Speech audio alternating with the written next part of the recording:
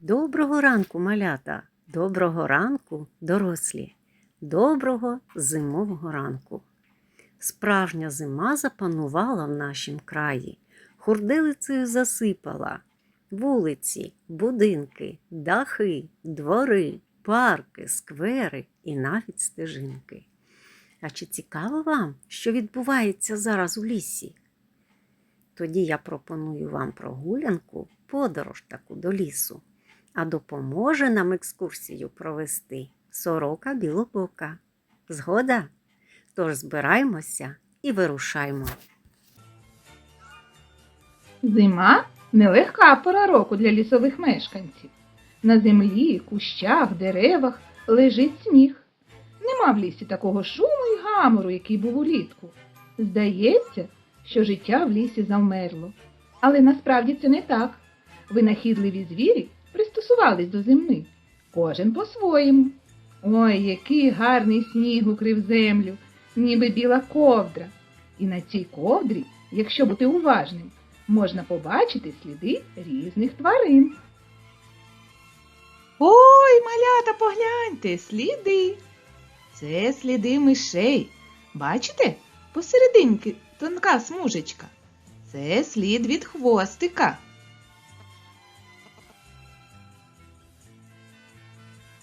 Під снігом і в товщі снігу по численних ходах снують лісові і польові миші та землерийки.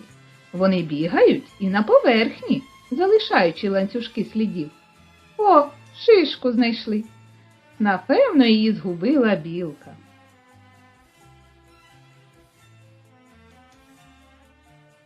Ну, звичайно ж, білка згубила шишку. Погляньте, ось її сліди. Напевно, нас злякалася і сховалася. А ось вона, малята, погляньте. До зими білка змінює своє руде вбрання на теплу сіру шубку. В сплячку не впадає, але в сильні морози ховається в свою затишну нірку. Всередині м'яка підстилка, затишно і тепло. Згорнеться клубочком, пухнастим хвостиком криється і спить. Але як тільки стихне негода, вилізе з гнізда і мерщій собі їжу шукати. То ялинову шишку зірве, то сухий грибок знайде, який сама влітку на гілці сушити залишила. Але головна їжа ще з осені, припаси на вдаплі старого дерева. Там і жолуді, і горіхи. На всю зиму вистачить. У білки дуже гострий нюх.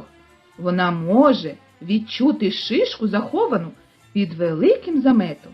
До свого гнізда завжди наближається, перескакуючи з дерева на дерево, щоб не залишати на снігу слідів, по яких її можна знайти. Малята, швидше сюди. Погляньте, а це ось заячі сліди. Сліди заєць запутує, щоб і хижаки, і мисливці не змогли його відслідкувати. А ось і він, погляньте, білий як сніг, це він шубку змінив. Добре йому в такій шубці, і тепло, і сховатись від ворогів неважко. Притулився до сніжку, спробуй розгледіти. Злякався, вуха притиснув до спини та й кинувся в гущавину. Зник. Зайця ні нори, ні гнізда. Сьогодні під кущиком виспиться, завтра в ярочку приляже. Де ямку вириє, там у нього й дім. Заєць весь день дрімає, а незадовго до заходу сонця виходить зі свого сховку на пошуки їжі. Поки снігу в полі небагато, він лапками його розриє. Глянь, і травичку знайде. А ось коли хуртовина намети глибокі намете, тоді вже не розкопати зайцю сніг. Зате на високий замет вилізе і з кущів та з дерев молоді гілочки пообгризає або кори поїсть. От і ситий. А інколи і в село завітає. Прийде пізно ввечері, підбіжить до стіжка і почне сіно смикати. Може й в сад забігти, щоб поласувати корою фруктових дерев. Наїсться, а потім назад у лісок. Так і живе цілу зиму. Малята, малята, ходіть на сюди. Тільки тихенько. Бачите, які сліди? Тут нещодавно прийшов лось. А ось і він. Без ріг. Свої роги він скинув ще в листопаді, а нові виростуть аж влітку. Ой, який красень! Взимку лось харчується корою дерев. Найбільше полюбляє осику і молоду сосну. Замість води їсть сніг. Іноді підходить до поселень людей. Довгі і сильні ноги допомагають йому швидко бігати по глибокому снігу і рятуватися від вовків.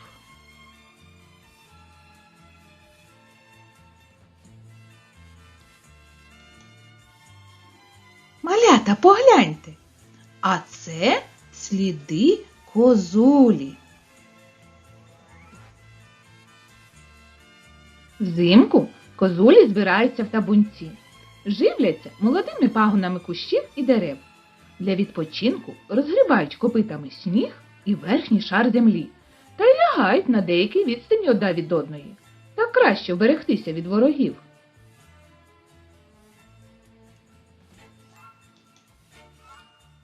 Малята, погляньте. А це сліди дикого кабана, вепра. Кабани рухаються станом. Дуже вони полюбляють дубові ліси, розгрібають сніг та опале листя, знаходять жолуді, горіхи, ліщини, гризуть кору дерев. Для кабанів зима – це найважча пора року, особливо коли випаде багато снігу. Важко тоді їм викопувати з-під снігу собі їжу. Та й ходити їм важко, бо дуже короткі в них ноги. Та й холодно йому. Тому взимку, буває, він забирається в копиці сіна, які люди залишили на сінокосі.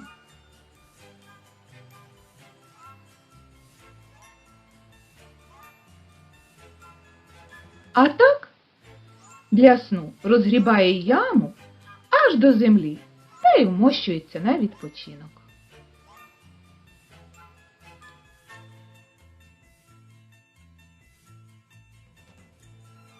Малята, а ось погляньте, ледь видно сліди. Це сліди хижачки, лисички. Вона їх примітає своїм хвостиком.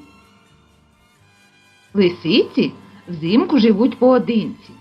Весь день, особливо в сутінки, нишпорить лисиця по лісу, по полю, ганяється за зайцями та підстерігає мишей.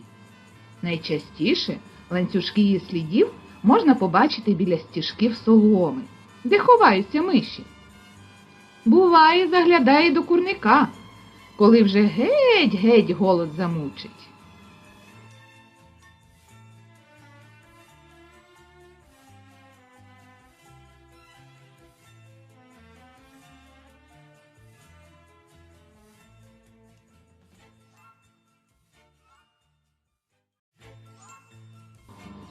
А коли втомиться, лягає поспать. Але не в нірку, а влаштовує собі снігову постіль, де згорнеться калачиком та прикриється пухнастим хвостиком, бо хутро в неї в цей час дуже густе і тепле. В нірки вона ховається тоді, коли розгуляється негода, снігопад чи сильний мороз. А ось, малята, давайте тихіше і обережніше, бо це сліди вовка. Вовк теж хижак. Йому не страшні морози. У нього шуба до зими стає теж теплою і пухнастою. У зимовий період вовки дуже злі, бо їх мучить голод. Тому вони і збираються в зграї. Разом легше полювати, легше зловити оленя, лося чи кабана. У зимову пору вовки частіше з'являються поблизу житла людей.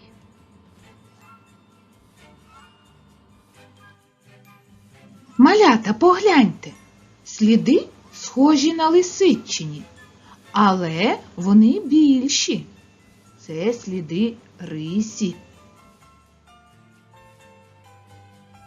Рись – найспритніший і найстрашніший хижак лісу. Виходить на полювання пізно ввечері, скрадається легко і нечутно. Сховається на гілках, замаскується так, що знизу її зовсім не видно. А вона своїми зеленими очима все і всіх добре бачить, навіть у нічній пітьмі. Добре лазить по деревах, вправно плигає і навіть гарно плаває.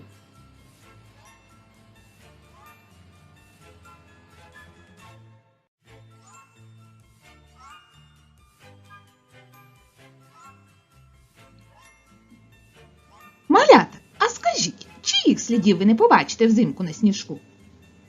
Так, слідів їжака, борсука, ведмедя.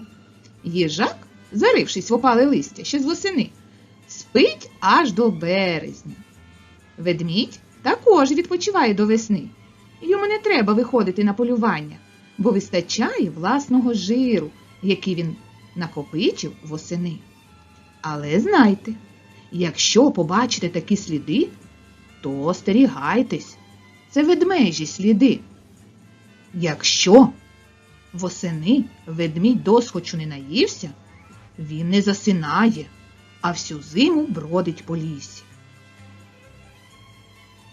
Такого ведмедя називають шатун. Голод робить його злим і дуже-дуже небезпечним.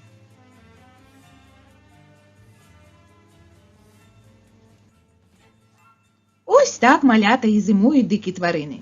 Одні сплять усю зиму, інші намагаються не замерзнути і знайти собі їжу. Дуже їм важко, особливо, коли зима морозна і сніжна.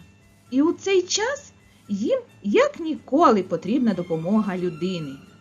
І є такі люди – це єгері та лісники. Вони роблять для тварин спеціальні годівниці. Диких кабанів, зайців частують качанами кукурудзи, снопиками необмеленого вівса та проса. Для лосів, оленів, козуль кладуть віники з гілочок липи, берези, верби. Також кладуть сіно. А ще влаштовують солонці, кладуть грудки солі, яку тварини злизують. Хороші ці люди-лісники. Дуже дякують їм тваринки.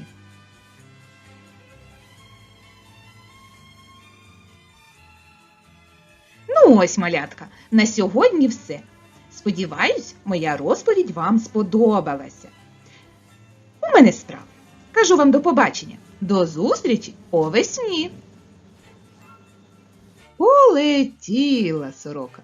Дякуємо їй за цікаву розповідь.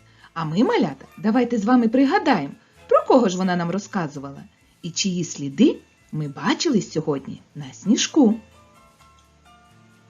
Миша, білка, заєць, лось, козуля, кабан, лисиця,